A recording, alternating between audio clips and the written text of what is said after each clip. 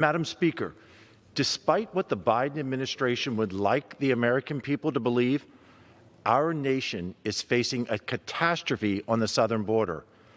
Last month alone, U.S. Border Protection officers encountered more than 100,000 migrants attempting to cross the border illegally. This is a 173% increase from last February. Right now, the Office of Refugee Resettlement Shelters that house accompanied migrant children are reaching capacity. Our border agents are being diverted from their posts to care for a record number of teenagers and children who are illegally crossing our border. This escalating crisis is rooted right here in Washington, D.C., more than 1,700 miles away from that border. As we witness unprecedented groups of migrants reaching the United States, there is no question that the President's weak border security stance has heightened this so-called challenge. By reversing the Trump administration's actions to bolster security on the southern border and halting construction of the border wall, the current administration is sending a clear message to the world that America's border, unfortunately, is wide open. Innocent people and cartels and human traffickers who prey upon them pay attention to what we say here in Washington. Words have consequences. Rhetoric has ramifications. What is happening on the southern border is both a humanitarian and a security crisis. It is simply inhumane for politicians to incentivize the dangerous trek across Central America to the southern border. Those who attempt the journey face treacherous conditions, gang violence, and unthinkable danger.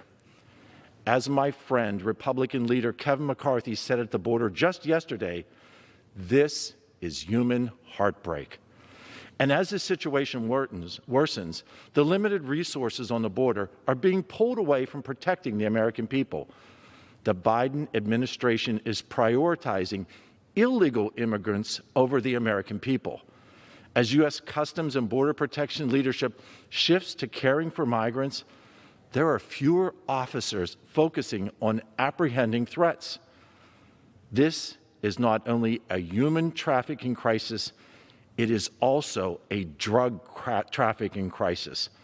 The illicit drugs, including deadly methamphetamine, cocaine, and fentanyl, that come across the porous southern border are killing Pennsylvanians in the streets of Altoona, Johnstown, Bedford, Chambersburg, Gettysburg, and Somerset, and throughout my district.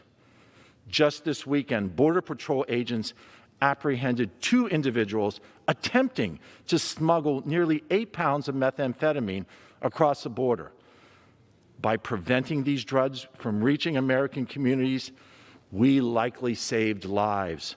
What would have happened if these suspects hadn't been caught? Clearly, we need more and not less. We need more security on our southern border. As our nation continues to combat the COVID-19 pandemic, Congress cannot afford to stand back and allow the border crisis to even get worse. We need safer, stronger, and more secure communities in Pennsylvania and across the country. Here's the truth. The border crisis has consequences beyond the border. Inaction is not the correct action. Border security is national security. Thank you, and I yield the remainder.